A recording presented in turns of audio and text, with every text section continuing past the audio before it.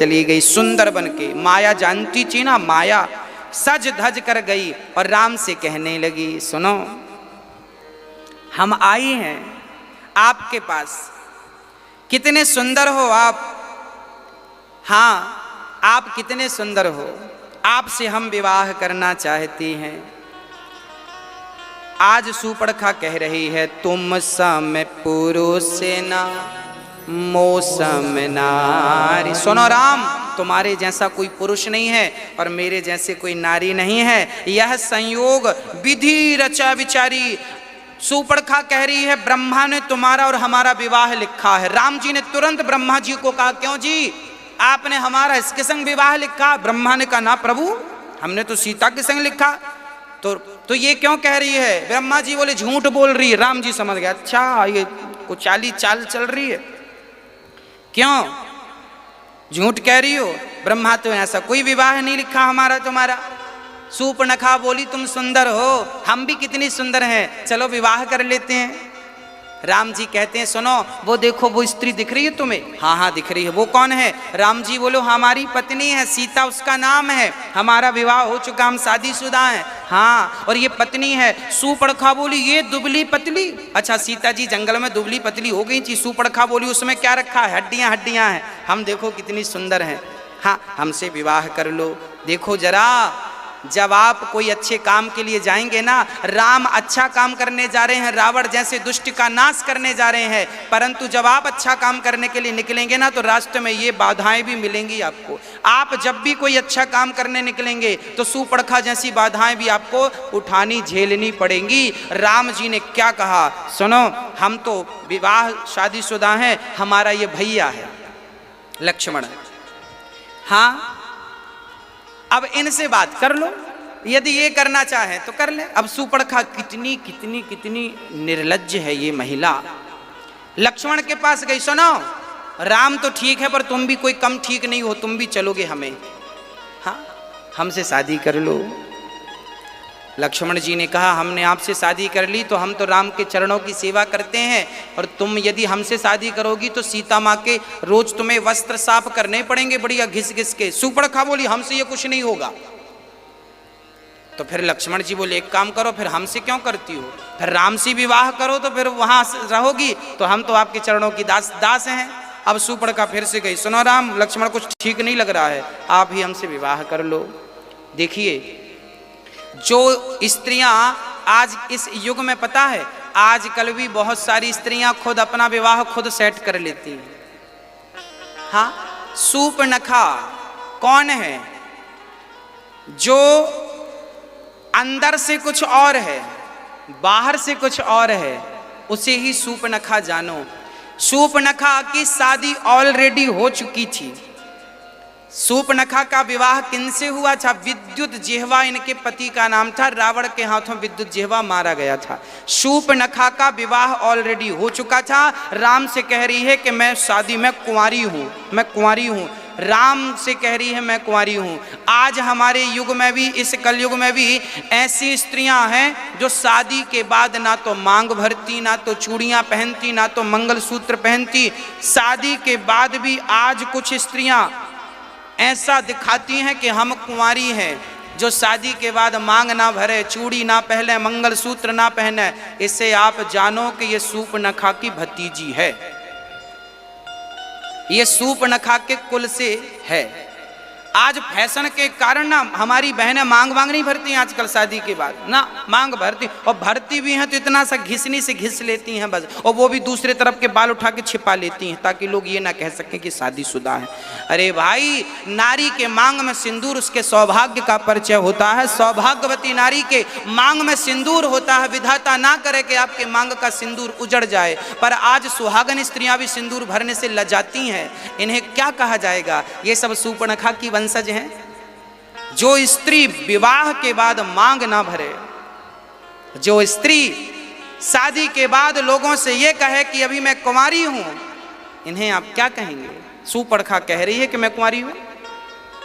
तब राम जी ने समझ लिया कि इसकी तो नाक काटनी आवश्यक है। तब लक्ष्मण जी से कहा, लक्ष्मण जी ने उठाई तलवार और बाण तलवार उठा करके जो नाक काटी, अब तो दौड़ी दौड़ी गई। अच्छा, किसी ने कहा भाई लक्ष्मण जी आपने नाक ही क्यों काटी, हाथ काट देते, पांव काट देते, नाक क्यों काटी? तब कहा कि हाथ पांव काटते तो इसे जाकर कहना पड़ता कि मैं फलानी जगह गई थी तो हाथ पांव कटवा के आ गई। अब नाक काटी है तो इसे बताना नहीं पड़ेगा कि मैं गई कहाँ थी, लोग देखते ही समझ जाएंगे कि नाक कटाने गई थी, नाक कटा के आ गई। हाँ, तो नाक ही काटी, इसलिए काटी कि लोगों को परिचय ना देना पड़े कि मैं कहाँ गई थी, लोग देखते ही समझ जाएंगे नाक कटाने गई थी, आ गई, नाक कटा के आ गई।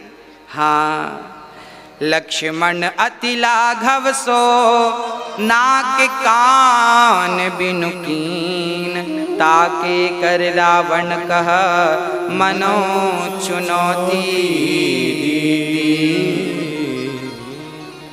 खरदूषण को बताया, सुनो सुनो, कोई आया है देखो हमारी नाक काट दी, कान भी उड़ा दिया। कान क्यों काटा? नाक तो ठीक है, कान क्यों काटा? कान इसलिए काटा कि तेरे कान हैं। राम कह रहे हैं कि हम शादीशुदा हैं, चली जाओ, हम तुम्हें माँ की दृष्टि से देख रहे हैं, तुम्हें बहन की दृष्टि से देख रहे हैं, पर इस सुनने को तैयार नहीं। लक्ष्मण जी बोले जो कान अच्छी बातें ना सुने, ऐसे कान होने ही नहीं चाहिए, तो कान भी काट दिया। लो, कान का कोई अर्थ नहीं है। हाँ, जो राम, अब राम कितने मर्यादित हैं, देखो पराई नारी को राम माँ की दृष्टि से देख रहे हैं। पराई नारी को राम ने देखा भी नहीं, चरणों को देख के बात की है राम जी ने। ऐसी मर्यादा का पालन। खरदूषण आए, राम जी से युद्ध किया। जितने खरदूषण के लोग थे, मोहिनी बाण चलाया, तो अब खरदूषण जिसे देखते हैं राम मैं देखते हैं, सारी सेना आपस में लड़के मर गई और भगवान ने खरदूषण को भी मार गिराया। तब शूर्पणखा जानते हो कहाँ गई? रावण के पास गई। रावण उस समय बढ़िया शराब पी रहा था और नाच नाच देख रहा था। तब रावण के पास गई और कहने लगी, रावण देखो, आप यहाँ नाच गाना देख रहे हो और वहाँ आपके दुश्मन चढ़ाई कर रहे हैं, क्या हुआ बहन? देखो मेरी नाक काट दी। वहाँ पंचवटी में 2 पुरुष के संग एक महिला बड़ी सुंदर है। अब देखो शूर्पणखा क्या कह रही है, बोले सीता बहुत सुंदर है, सीता बहुत सुंदर है, मानो आग लगा रही है ये रावण को। रावण तो अपनी लंका में मस्त था, शूर्पणखा ने आग लगाई। अच्छा, शूर्पणखा ने आग क्यों लगाई? क्योंकि रावण ने शूर्पणखा के पति को मार डाला था, विद्युत जिह्वा को। जब रावण ने शूर्पणखा के पति को मारा था ना, तब इसने अर्थात शूर्पणखा ने प्रतिज्ञा की थी कि रावण, जब तक तेरा विनाश नहीं कर दूंगी तब तक तेरे द्वार पर तेरी देहरी चढ़ूंगी नहीं। आज शूर्पणखा राम और लक्ष्मण को देखकर समझ गई कि ये ही रावण का नाश कर सकते हैं, इसलिए आज देहरी चढ़ करके गई है। इसलिए शूर्पणखा ये कहती है, तो सम पुरुष न मोह सम नारी। अर्थात राम ने भी प्रतिज्ञा की है, निश्चर हीन करऊं मही, मैं निशाचरों से हीन को पृथ्वी कर दूंगा, ऐसा राम ने प्रतिज्ञा की। और शूर्पणखा ने भी प्रतिज्ञा की है कि मैं रावण का नाश करा दूंगी, क्योंकि इसने मेरे पति को मारा। इसलिए शूर्पणखा कहती है, तो सम पुरुष न मोह सम नारी। तेरा भी संकल्प वही है और मेरा भी संकल्प वही। तेरा भी संकल्प रावण को मारना, मेरा भी संकल्प रावण को मारना, इसलिए तो सम पुरुष न मोह सम नारी, ऐसा शूर्पणखा कह रही है। अब रावण ने विचार किया रात भर के, खरदूषण सम मोहि बलवंता, तिनहि को मारय बिनु भगवंता। खरदूषण को अब रावण विचार कर रहा है कि खरदूषण को तो भगवान के बिना कोई मार नहीं सकता, क्योंकि ये साधारण पुरुष नहीं है, स्वयं परमात्मा है, परब्रह्म है, उन्हें कौन मार सकता है? तब विचार बहुत किया मेरे रावण ने, और रावण ने विचार करके सोचा कि चलो एक बार परीक्षा लेते हैं। अच्छा, रावण फिर कहाँ गया? रावण मॉरिशस गया, मारीच के पास, क्योंकि मारीच को भगवान ने बिन फण का बाण मारा था। अच्छा, राम तो तैयारी कब से कर रहे थे? ये जो मारीच मामा है ना, जो मृग बन के गए, ये तो विश्वामित्र के यज्ञ में भी आए थे, तब राम ने इन्हें बिन फण का बाण मारा। तो यहां बिहार से बाण मारा था राम ने। विश्वामित्र जी का आश्रम बिहार में था, कहां पर है? हाँ, बक्सर। बक्सर से बाण मारा था श्री राम ने, कहाँ गिरा था? मॉरिशस में जाकर के गिरा था। मॉरिशस जो कंट्री है, देश है हमारे भारत के बाहर, वहां जाकर गिरा था। मॉरिशस में रहने लगा था। मारीच, मारीच के नाम से उस देश का नाम पड़ा। मारीच, मारीच, मारीच से मॉरिशस, मॉरिशस फिर डेवलप हो गया। मारीच की नगरी है मॉरिशस। आज भी वहां के लोग वैसे ही हैं, मारीच टाइप के। हाँ, और मेरे राम, अब रावण गया मारीच के पास, सुनो आप मदद करो, आप माया। अच्छा, राम जी चाहते तो मारीच को तभी मार देते जब बिनफण का बाण मारा था, समुद्र पार गिराया, तब क्यों नहीं मारे? राम जी जानते थे कि ये आगे काम आएगा। राम जी छोड़ते चले गए जो काम आएगा। मारीच आया, रावण बोले चलो, मारीच बोला मैं नहीं जाऊंगा। अच्छा, मारीच जानता था कि ये भगवान है, एक बाण मारा था बिना फण का तो मैं 7 समुद्र पार गिरा था, अब मैं जाऊंगा तो मेरा कल्याण नहीं। रावण बोला नहीं जाएगा तो मैं मार डालूंगा। अब मारीच ने सोचा कि दोनों तरफ से मरना है, चलो राम के हाथ में मरेंगे तो कल्याण से, पापी के हाथ से मरेंगे तो कुछ नहीं मिलने वाला। तब मारीच आ गया। क्या बन के आया? सोने का मृग बन करके आया। और जहां पंचवटी में राम सीता रहा करते थे ना, वहीं आश्रम के बाहर सोने का मृग चरने लगा। उसकी चमड़ी सोने की तरह चमक रही थी, बाल बढ़िया सोने की तरह थे, और बढ़िया उसके खुर चांदी के थे, खुर उसके चांदी के थे, और बाल बढ़िया सोने के, चमड़ी बढ़िया सोने की। जानते हो, सीता माँ ने देखा। आज पता नहीं सीता माँ को क्या हो गया। तब सीता माँ ने कहा, सत्यसंध प्रभु बधि कर एही, आनहु चर्म कहती बैदेही।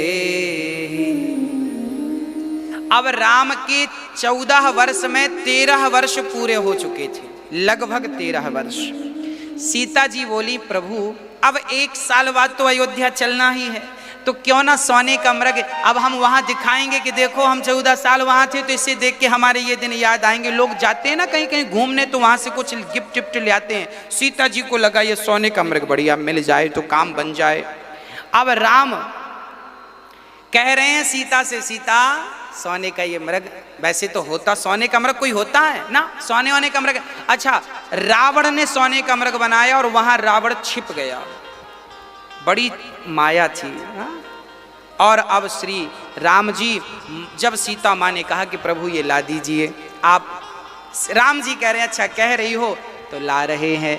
अब देखो, एक तो सोने का मृग होता नहीं है, और यदि नहीं होता तो क्या राम को पता नहीं था या सीता को पता नहीं था?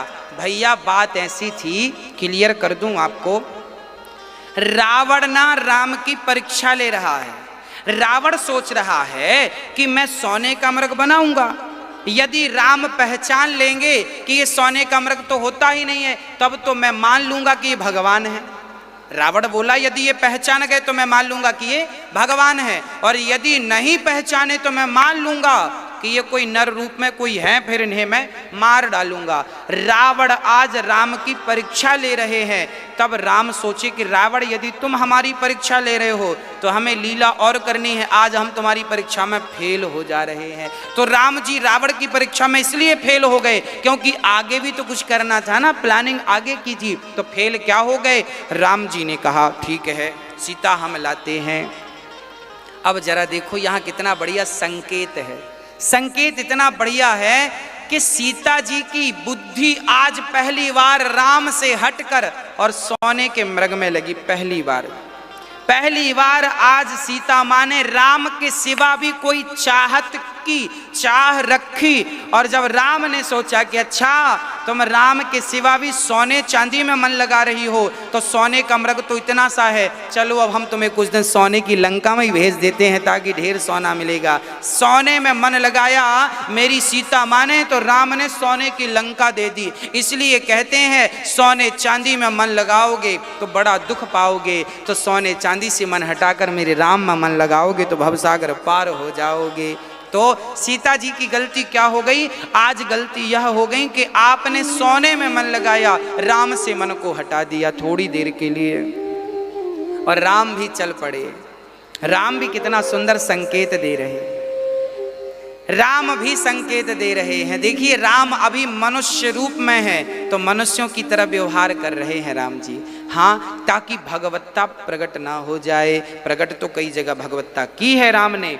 आज राम जी चल पड़े सोने का मृग लेने के लिए। हाँ, जब सोने का मृग लेने गए तो वो मृग तो माया का था, बड़ा दूर चला गया, राम को बड़ा दूर ले गया। और राम ने जो बाण मारा, आहा हा, एक बाण जब मारा साध कर, तो क्या हुआ, बाण जब लगा तो गिर पड़ा मारीच और क्या बोला, राम हा लक्ष्मण, हा लक्ष्मण, हा लक्ष्मण कहकर बुलाया। तब जानकी जी ने लक्ष्मण से कहा, लक्ष्मण जाओ जल्दी से, देखो मेरे राम को कोई संकट है। लक्ष्मण जी बोले, मां वो भगवान, उन्हें कोई संकट वंकट नहीं आता। तब यहाँ गोस्वामी जी लिख रहे हैं, सीता जी ने मरम बचन जब सीता बोला, हरि प्रेरित लक्ष्मण मन डोला। आज यहाँ सीता माँ ने लक्ष्मण जी को बड़े कड़वे शब्द कहे। जानते हो क्या कहा, लक्ष्मण हमें तो लगता है तुम चाहती हो कि राम मर जाए। हाँ, तुम चूड़ी पहन लो, तुम यहीं रहो, हम जाती हैं, हमारा पति है, हम जाती हैं, कोई संकट आ गए और तुम जाने को तैयार नहीं हो। वाल्मीकि रामायण में तो बहुत कुछ लिखा है, पर गोस्वामी जी मर्यादित ग्रंथ लिख रहे हैं। कहते हैं सीता वचन, मरम वचन जब सीता बोला, कुछ मर्म वचन कहे, यही कहा। क्या क्या कहा सरकार, वो वाल्मीकि रामायण में बहुत कुछ लिखा है, वो तो समझ के परे है। ठीक है, अब राम जी की ओर जब लक्ष्मण जी चले तो सीता जी के पास ना लक्ष्मण जी लक्ष्मण रेखा खींच के गए, एक रेखा बना के गए। माँ मैं आपके चरणों में प्रणाम करता हूँ, आप इस रेखा के बाहर कदम मत रखिएगा, कहकर श्री लक्ष्मण जी चले गए। और जब गए तो यहाँ रावण आ गया साधु का रूप बनाकर। रावण साधु था नहीं, पर साधु बनकर आया, साधु बनकर आया। भिक्षाम देही, सीता माँ ने कहा लो संत भगवान भिक्षा ले लो।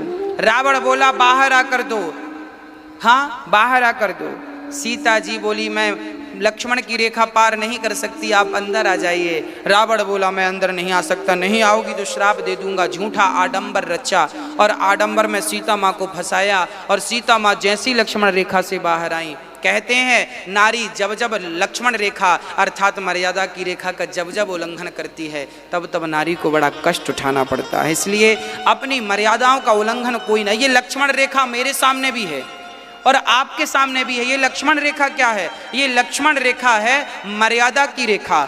मैं अपनी मर्यादाओं का उल्लंघन ना करूं। मैं ब्राह्मण हूं, मैं अपनी मर्यादा में रहूं। आप क्षत्रिय हैं, अपनी मर्यादा में रहें। आप वैश्य हैं, अपनी मर्यादा में रहें। आप शूद्र हैं, अपनी मर्यादा में रहें। हाँ, सारे लोग अपनी अपनी मर्यादाओं का, मैं बेटा हूं तो मैं पुत्र की मर्यादा का पालन करूं। आप पिता हैं, आप पिता की मर्यादा का पालन कीजिए। आप स्त्री हैं, आप स्त्री की मर्यादा का पालन कीजिए। हम जहां हैं, जो है, जहां जैसे हैं, हम उस मर्यादा का पालन करें और अपने जीवन को आनंद पूर्वक आगे ले जाएं। मर्यादा का उल्लंघन जब जब करते हैं हम, हाँ अतिक्रमण मर्यादाओं का जब जब करते हैं, तब तब कष्ट उठाना पड़ता है। हाँ, इसलिए मर्यादाओं में रहिए, मर्यादाओं के बाहर ना रहिए, नहीं तो बड़ा कष्ट उठाना पड़ सकता है। अब सीता माँ रथ पर बिठाया, पुष्पक विमान पर रावण सीता का हाथ पकड़ के उठाकर बिठाता है। और वहां पुष्पक विमान जब चला, सीता जी रो रही हैं। क्या कह रही हैं सीता जी? सीता जी कह रही हैं, हाँ लक्ष्मण तुम्हारे नहीं दोषा,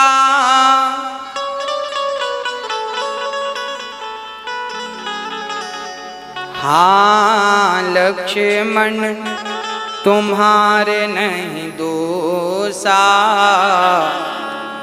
सो फल पायऊं कीन्यों रोसा। सीता जी कहती हैं मैंने तुम्हें कड़वे शब्द कहे लक्ष्मण, ये उसी का परिणाम है। जब जब आप लक्ष्मण जैसे भक्त का सीता माँ ने दिल दुखाया कड़वे वचन कहकर, तो परिणाम सामने था, किसी भक्त का दिल ना दुखाया जाए। सीता माँ कह रही हैं लक्ष्मण मैंने आपका निर्दोष लक्ष्मण का दिल दुखाया, इसलिए मुझे उसकी सजा मिल गई, अब लक्ष्मण मुझे बचा लो। हाँ रघुनंदन, हाँ सीता विलाप कर रही हैं, चारों तरफ सीता की आवाज, करुण आवाज गूंजने लगी, मेरे राम। हाँ लक्ष्मण तुम्हारे नहीं दोषा, सो फल पायऊं कीन्यु रोषा। विविध विलाप करत वैदेही, भूरी कृपा प्रभु दूरी सनेही।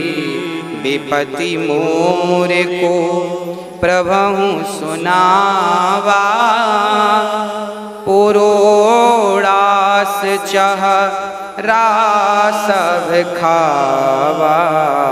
सीता के विलाप सुनि भारी, भय चराचर जीव दुखारी।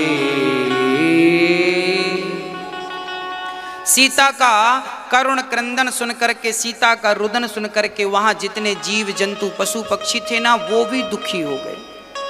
हाँ लक्ष्मण तुम्हारा कोई दोष नहीं है, हे रघुनाथ कहाँ है प्रभु, मेरी रक्षा कीजिए। अब जब सीता को रोता हुआ पुकारता हुआ जटायु जी ने सुना, जटायु जी दौड़कर रावण के पास गए। रे दुष्ट ठाण किन होई, निर्भय अचलसी न जानसी मोही। निर्भय होकर जा रहा, जानता नहीं मैं सीता का पिता हूं, ये मेरी बेटी हो। जटायु सीता को पुत्री कहता, बेटी चिंता ना करना मैं हूं। जटायु ने अपने पंखों से एक प्रहार किया, रावण मूर्छित हो गया, जमीन पर गिर पड़ा रावण जब जमीन पर गिरा ना, तो किसी ने कहा जटायु जी आप सीता को लेकर जल्दी भागिए।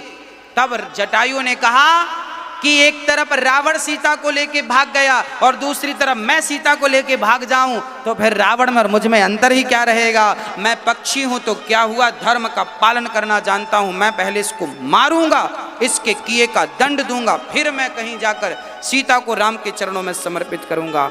अब दोबारा जब रावण को होश आया तो रावण जटायु से युद्ध करने लगा। युद्ध में कृपाण निकाली और जटायु के पंखों को काट दिया। जटायु के जब पंख कटे, हाँ जटायु के जब पंख कटे,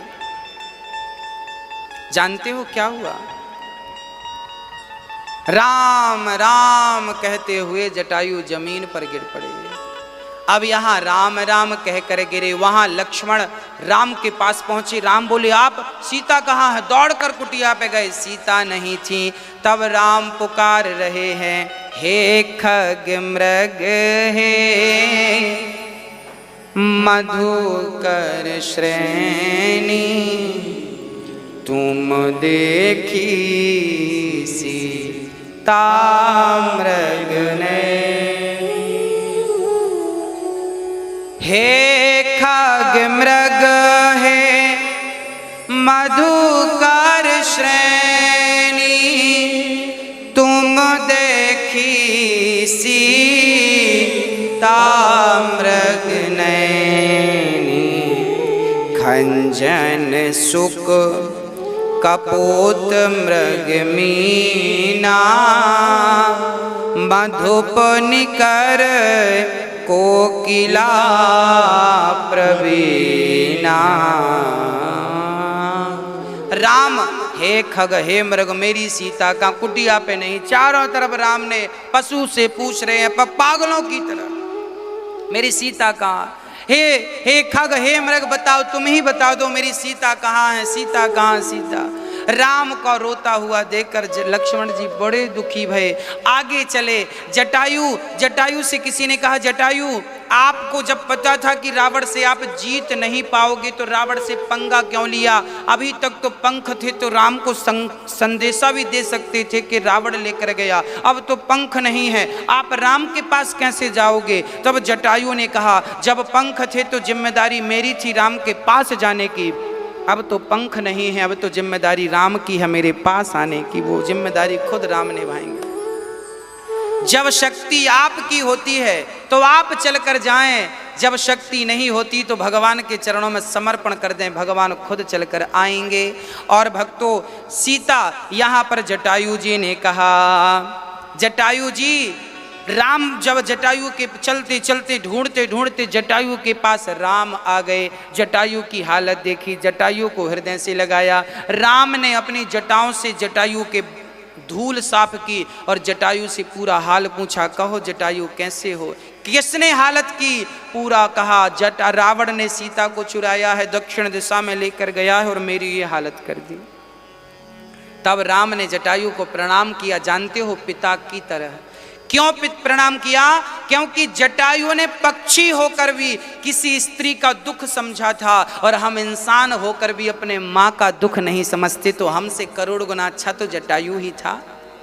वो पक्षी होकर अपनी माँ का, अपनी स्त्री, कौन सी स्त्री? सीता जैसी स्त्री, हाँ सीता बेटी का, जटायु सीता को बेटी कहते हैं। स्त्रियों का दुख जटायु समझते थे और हम इंसान होकर नहीं समझते।